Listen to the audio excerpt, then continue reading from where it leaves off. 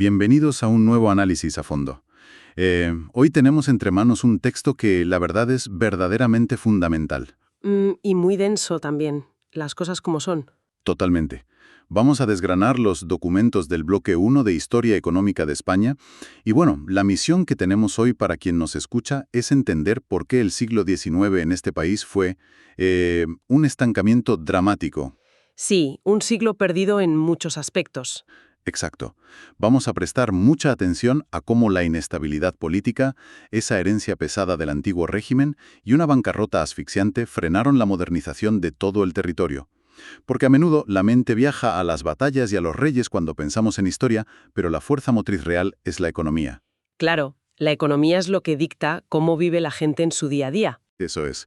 Así que para quien busque comprender cómo una crisis institucional y la deuda pueden paralizar el progreso de una nación entera durante 100 años, este análisis es un caso de estudio perfecto.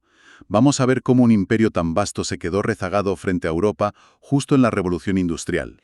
A ver, es un periodo fascinante. Y para responder a esa gran incógnita del atraso, tenemos que ser puramente analíticos. Las raíces de esto no son una anécdota o que un rey fuera un incompetente puntual. Ya. Son raíces estructurales, muy profundas. Si miramos el periodo entre 1776 y 1824, es una época muy traumática.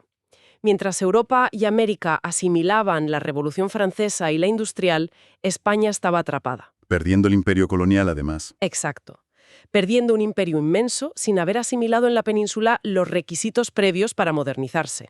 Es que da la sensación de que el país perdió el tren de la modernidad por estar apagando fuegos en todas partes a la vez. Y uno de los puntos, de las fuentes que más llama la atención es la espiral de deuda. Una locura. Una bancarrota fiscal absoluta por las guerras. Hablamos de financiar a Estados Unidos en su independencia, la guerra contra la Convención Francesa, Trafalgar, la guerra de la independencia, las guerras en Hispanoamérica. O sea, ¿cómo funcionaba el Estado al quedarse sin un céntimo? Pues entra el modo de supervivencia puro y duro. Un Estado ahogado por las deudas no puede invertir en caminos ni en puentes, solo busca liquidez inmediata. Y para conseguirla, tomaron medidas desesperadas que estrangularon la economía. Claro, pan para hoy y hambre para mañana. Eso es. Por ejemplo, emitieron deuda pública a lo bestia, mediante los famosos vales reales. A ver si lo capto, porque esto lo leí en el texto. Esos vales reales eran como un papel moneda de la época.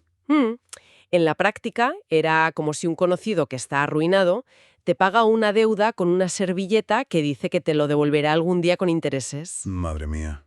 El Estado te obligaba a aceptarlos para pagar cosas, pero nadie confiaba en ese respaldo, así que perdieron su valor rapidísimo en el mercado. Y para intentar gestionar este caos y que los vales no perdieran todo su valor, fundaron el Banco de San Carlos en 1782. Ya entiendo. O sea, una institución que no se crea para dar crédito a las empresas o ayudar a la gente, ¡Que va! sino para salvar los muebles del propio gobierno. Ese era el objetivo. Y ojo que la voracidad fiscal del Estado no se quedó ahí. Empezaron a vender activos, a dar monopolios a cambio de dinero rápido y a poner unos aranceles altísimos en las aduanas. Que no eran para proteger a la industria nacional, me imagino. No, funcionaban solo como una herramienta desesperada para recaudar dinero en la frontera. Tela. Todo esto dibuja un entorno de incertidumbre brutal. Es que nadie va a montar un negocio si el Estado te cambia las reglas del juego cada mes para exprimirte. Totalmente de acuerdo. Ahora, si el Estado estaba en la ruina, ¿qué pasaba con la base de la economía real? El campo. Las fuentes hablan de un cuello de botella agrario constante en el siglo XVIII y principios del XIX. La población crecía y había que comer, pero la oferta de alimentos estaba paralizada. ¿Por qué no se cultivaba más? Pues mira, no era porque faltara tierra física. Era por unas barreras legales inmensas. La agricultura tenía una rigidez institucional tremenda. Gran parte de la tierra cultivable eran tierras amortizadas. Lo que las fuentes llaman manos muertas. Exacto. Que suena a película de terror jurídico, la verdad. ¿Qué es exactamente una mano muerta? Pues significa que esa tierra estaba fuera del mercado. Eran latifundios enormes de la iglesia, de los ayuntamientos o de la nobleza a través de los mayorazgos.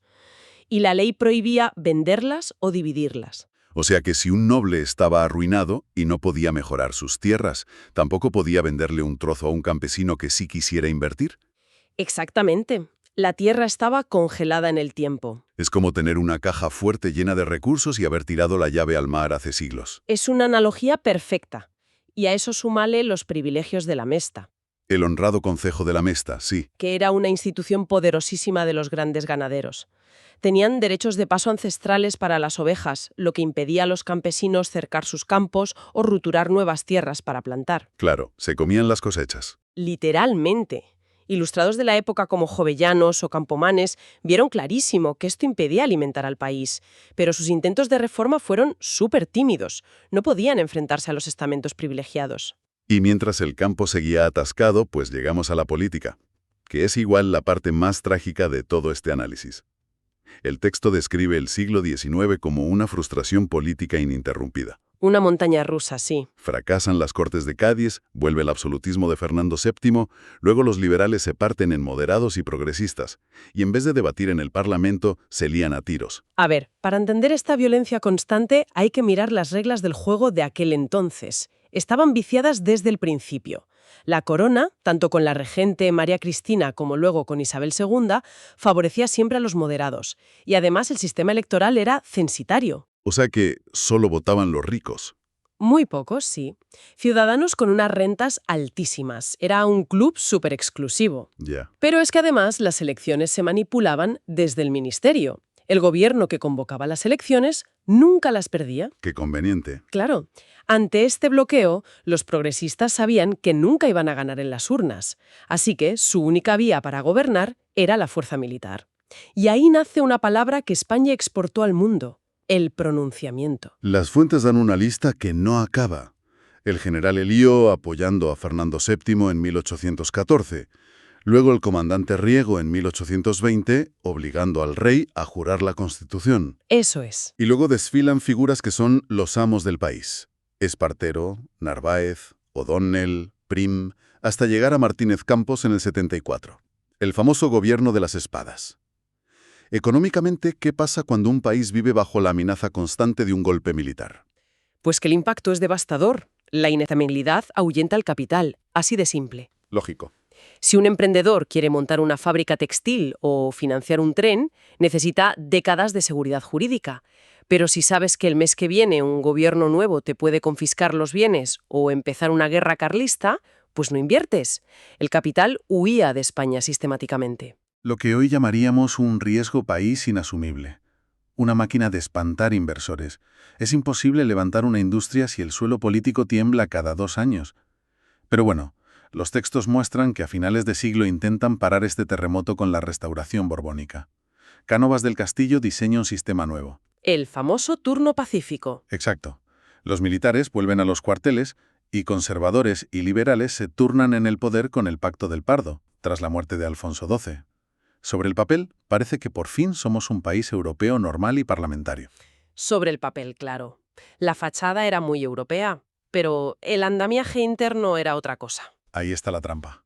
Esa estabilidad se basaba en un fraude sistemático a nivel nacional. La paz se logró sacrificando cualquier representatividad democrática. Y aquí entran los dos pilares infames de la época: el caciquismo y el pucherazo. Vamos a diseccionar esto, porque el nivel de sofisticación del fraude es de no creer. ¿Cómo funcionaba la manipulación desde arriba hasta abajo? Empezaba en Madrid, en el Ministerio de la Gobernación. Allí hacían lo que llamaban el encasillado. Que sonaba a rellenar casillas, literalmente. Es que era eso, una cuadrícula donde ponían los nombres de los diputados que tenían que ganar en cada distrito, antes incluso de abrir las urnas. Los líderes de los partidos ya habían acordado quién gobernaba. Ya, el reparto del pastel. Exacto. Esas órdenes bajaban a los gobernadores civiles de las provincias y de ahí pasaban a las élites locales en los pueblos, los caciques. ¿Y qué hacía exactamente el cacique en el pueblo para asegurar que ganara el de Madrid? Pues el cacique era el amo, controlaba la economía y la sociedad local, decidía quién trabajaba, a quién le daban un préstamo, quién usaba el agua para regar o a quién libraban del servicio militar. Vamos, que te tenía cogido por el cuello. Totalmente. Mediante el clientelismo y la coacción, obligaba a los campesinos a votar lo que tocaba, y si eso fallaba, pues pasaban a la fuerza bruta o al pucherazo directamente. Que el pucherazo es falsificar las actas y punto. Literal. Rompían urnas, cambiaban las papeletas o hacían votar a los difuntos del cementerio. Todo valía para que los resultados cuadraran con el encasillado de Madrid. Votaban los muertos. Madre mía. Pero a ver, pensando en la repercusión de todo este teatro, alguien podría decir, bueno, comparado con estar matándose en guerras carlistas, esta farsa trajo paz. Y eso sería bueno para la economía, ¿no? Podría parecerlo. Que funcionó como un freno gigantesco.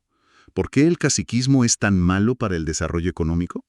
Pues porque para que el caciquismo funcione sin que la gente se rebele, necesitas mantener las cosas exactamente como están.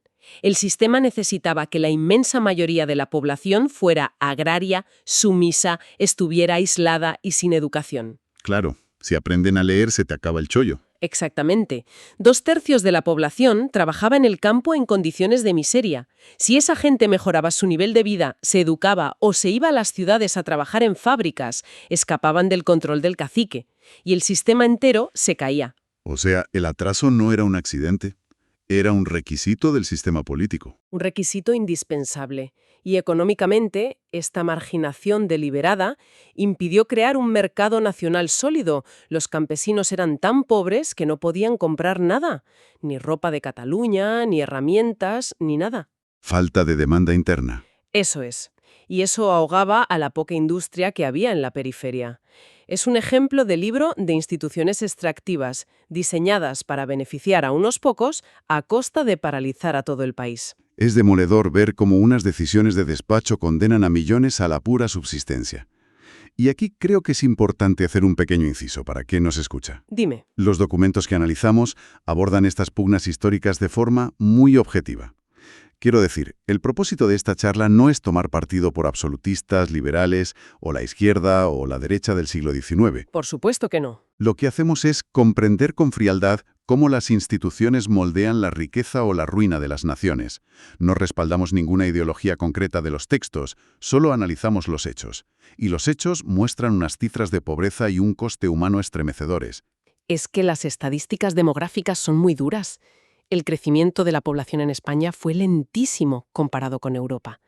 Y no era porque nacieran pocos niños. Sino porque morían muchísimos. Una mortalidad catastrófica. La esperanza de vida rondaba los 30 años. Fíjate que en este siglo hubo hasta 12 grandes crisis de subsistencia. 12 episodios donde una mala cosecha traía escasez, precios imposibles, hambre y picos de mortalidad tremendos. Y todo por no tener ese mercado nacional integrado ni trenes o carreteras para llevar trigo de donde sobraba a donde faltaba. Eso es. Pero el hambre no era el único problema.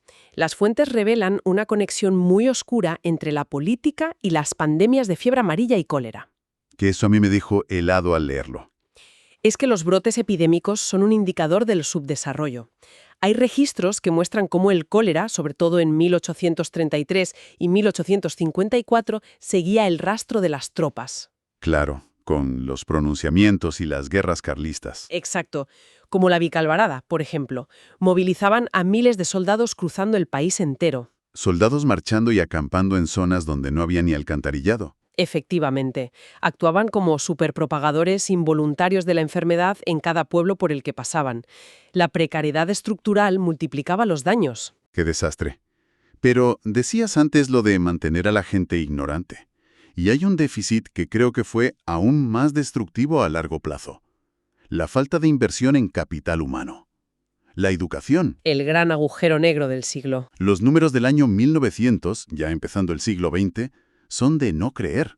El 56% de la población adulta no sabía leer ni escribir. Más de la mitad del país. Mientras Alemania o Reino Unido estaban a tope con la segunda revolución industrial y bajando el analfabetismo, aquí la fuerza laboral no podía ni leer las instrucciones de una máquina. ¿Cómo pudo el Estado abandonar así la educación pública? A ver, el Estado sí promulgaba leyes. Por ejemplo, la conocida Ley Moyano.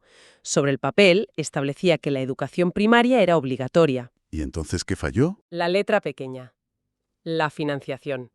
El gobierno central decidió que pagar a los maestros y mantener las escuelas era cosa de los ayuntamientos. O sea, yo apruebo la ley en Madrid y tú la pagas en el pueblo. ¿Y qué pasó con el dinero de los pueblos? Pues que no había.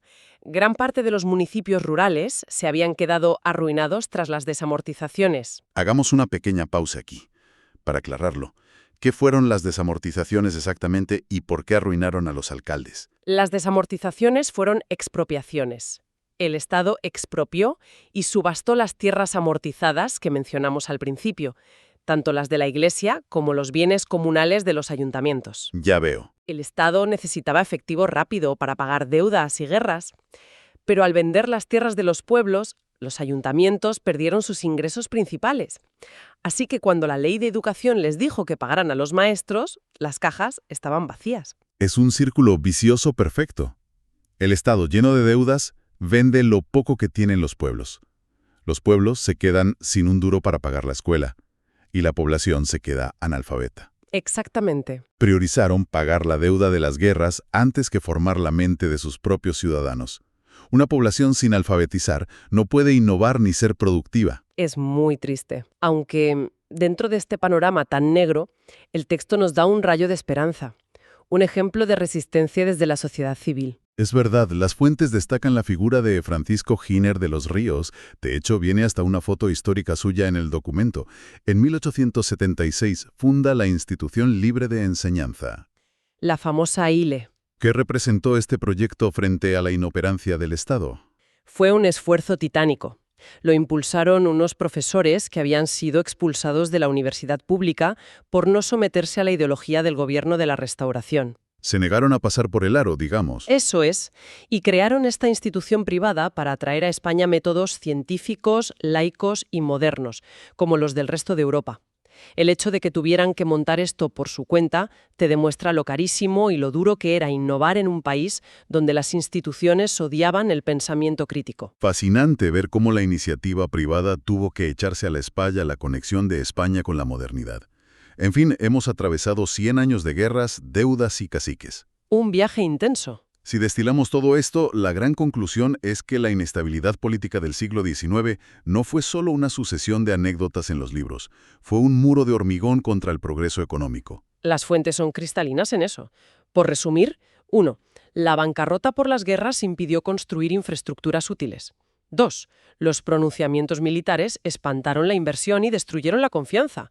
Y 3.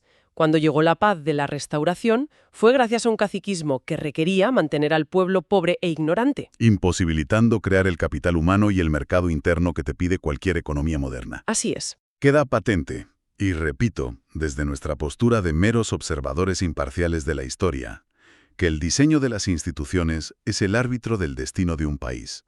Las reglas del juego, la seguridad jurídica y la educación importan mucho más que la geografía. Y esto nos deja una reflexión final muy potente para quien nos escucha.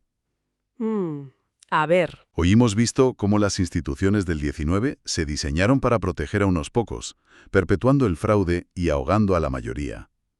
Y cabe preguntarse cuántas economías emergentes de la actualidad sufren bloqueos invisibles similares. Es una muy buena pregunta. Pensemos en países de hoy donde tienes rascacielos y tecnología punta, pero conviven con una pobreza estructural brutal.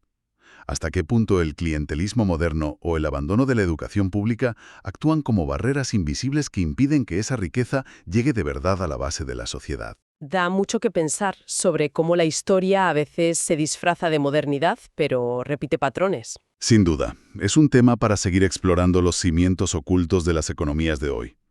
Ha sido un recorrido sumamente revelador. Nos encontramos en el próximo análisis a fondo.